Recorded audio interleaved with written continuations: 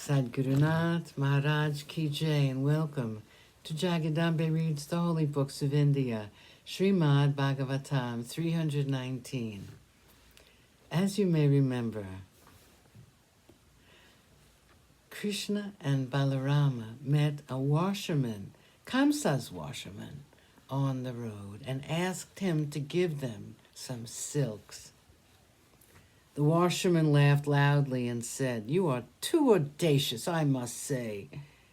How dare you aspire to the honor of wearing silks fit for the king? I can see that you come from the villages. You are used to wandering around the hills and meadows. Your rough clothes are a sure indication of that. That is perhaps why you beg of me soft and delicate cloth, which you might never have seen before.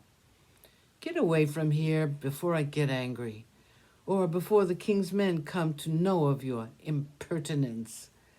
They may beat you up."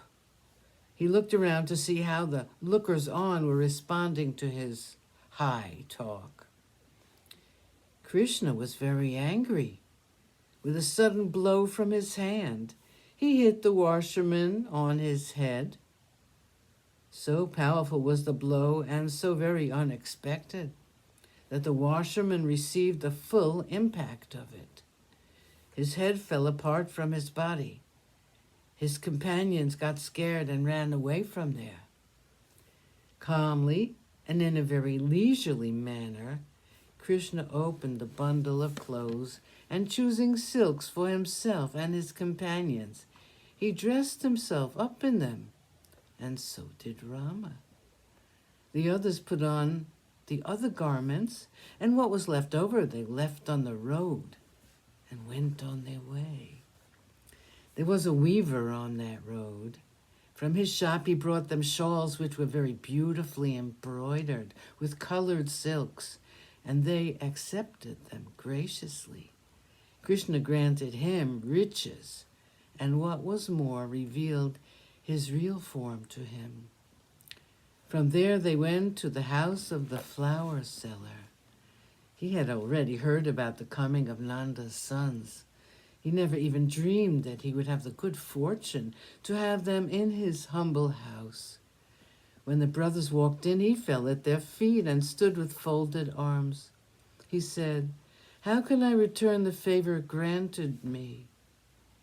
"By you, my lord. I am but a flower seller."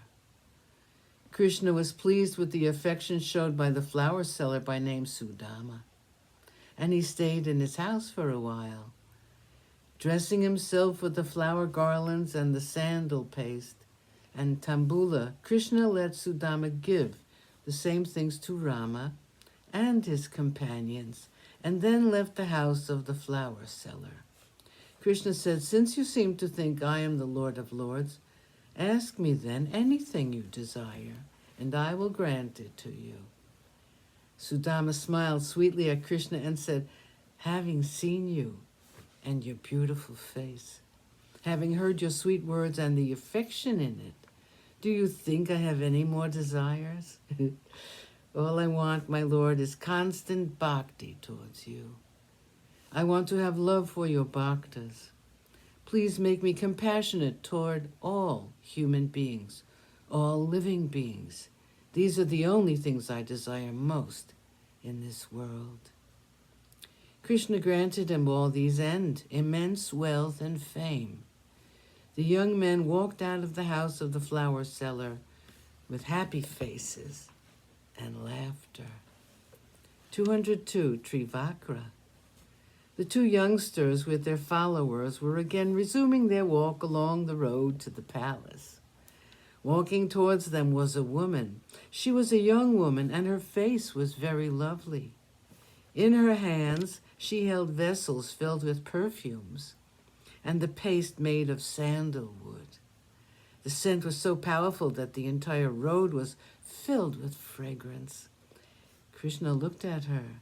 Poor woman. She was a hunchback. In fact, she had 3 bends in her body, which had made her like that.